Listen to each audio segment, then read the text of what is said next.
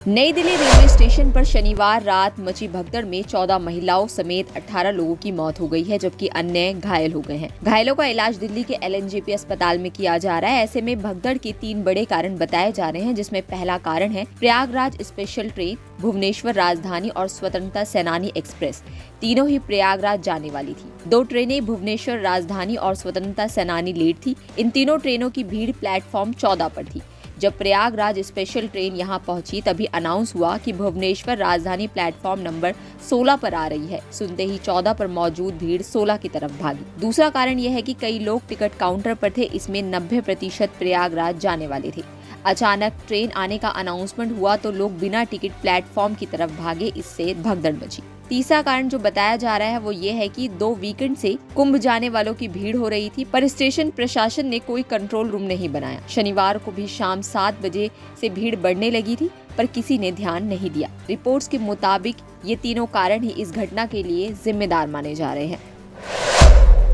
Station पर मची भगदड़ के अगले दिन रविवार को दिल्ली पुलिस की ओर से जारी बयान में कहा गया है कि प्रयागराज जाने वाली 2 एक जैसे नामों वाली ट्रेनों के चलते यात्रियों के बीच भ्रम की स्थिति पैदा हुई। इसके बाद स्टेशन पर ट्रेन का इंतजार कर रहे यात्रियों में अफरा तफरी की स्थिति पैदा हुई और भगदड़ मच गई। नई दिल्ली रेलवे स्टेशन पर भगदड़ मचने से सोशल मीडिया पर इसको लेकर आरोप प्रत्यारोप शुरू हो गया। इस भगदड़ के लिए कुछ लोगों ने अचानक प्लेटफॉर्म बदले जाने और अधिकारियों के मिसमैनेजमेंट पर दोष मढ़ा, तो कुछ लोगों ने भारत की जनसंख्या, यात्रा शिष्टाचार की कमी और रेलवे की गलत घोषणाओं को जिम्मेदार ठहराया।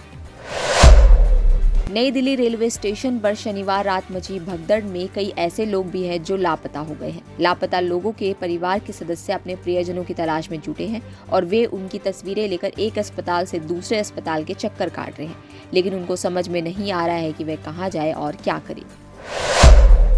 शनिवार को नई दिल्ली स्टेशन पर भगदड़ की मौत के बाद उत्तर रेलवे ने कई कदम उठाए हैं। नई दिल्ली से प्रयागराज जाने वाली विशेष ट्रेन अब प्लेटफॉर्म नंबर 16 से रवाना होगी और यात्रियों को प्रवेश और निकास के लिए अजमेरी गेट का उपयोग करने की सलाह दी गई है। भीड़ को नियंत्रित करने के लिए अतिरिक्त RPF और GRP कर्मियों की तैनाती की गई है, जबकि महाकुंभ में जाने वाले श्रद्धालुओं की सुविधा के लिए रविवार को 4 और सोमवार को 5 विशेष ट्रेनें चलाई जा रही है। उत्तर रेलवे की ओर से जारी बयान में कहा गया है कि उत्तर रेलवे ने इस घटना के बाद भविष्य में ऐसी किसी भी अप्रिय स्थिति से बचने के लिए कई नए प्रबंध लागू किए हैं।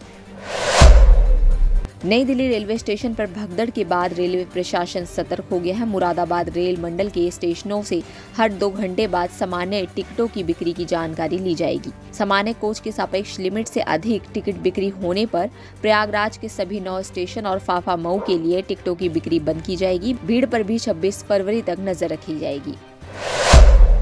वृंदावन में प्रेमानंद जी महाराज की पदयात्रा के दौरान जुटने वाली भीड़ को लेकर विवाद मामला में शिकायत करने वाले NRI ग्रीन सोसाइटी के अध्यक्ष ने माफी मांगी है। उन्होंने कहा कि वो गलतफहमी के शिकार हो गए थे। हमारे सोसाइटी के लोग कुछ यूट्यूबर के बहकावे में आकर बयान दे दिया था। सोसाइटी के अध्यक्ष ने महाराज के पास आकर माफी मांगी। सूत्रों के मुताबिक दिल्ली के मुख्यमंत्री का शपथ ग्रहण समारोह 18 फरवरी को रामलीला मैदान में हो सकता है। दिल्ली में नई सरकार के गठन को लेकर बीजेपी में बैठकों का दौर जारी है। जानकारी के मुताबिक कल विधायक दल की बैठक होने की संभावना है, जिसमें विधायक दल का नेता चुना जाएगा।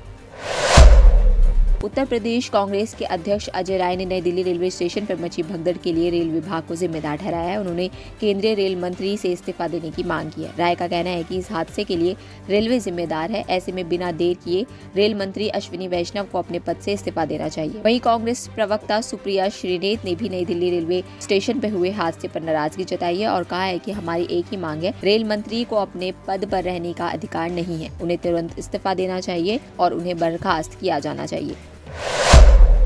उत्तर प्रदेश के CM योगी आदित्यनाथ ने महाकुंभ का हवाई सर्वेक्षण किया। प्रयागराज के जिला अधिकारी रविंद्र कुमार मंदार ने कहा कि पिछले 33 दिनों में लगभग 50 करोड़ श्रद्धालुओं ने स्नान किया है। इन सभी तमाम खबरों पर क्या कहेंगे आप कमेंट बॉक्स में जरूर लिखें। बाकी इस तरह की और तमाम जानकारी के लिए आप बने रहिए हमारे साथ।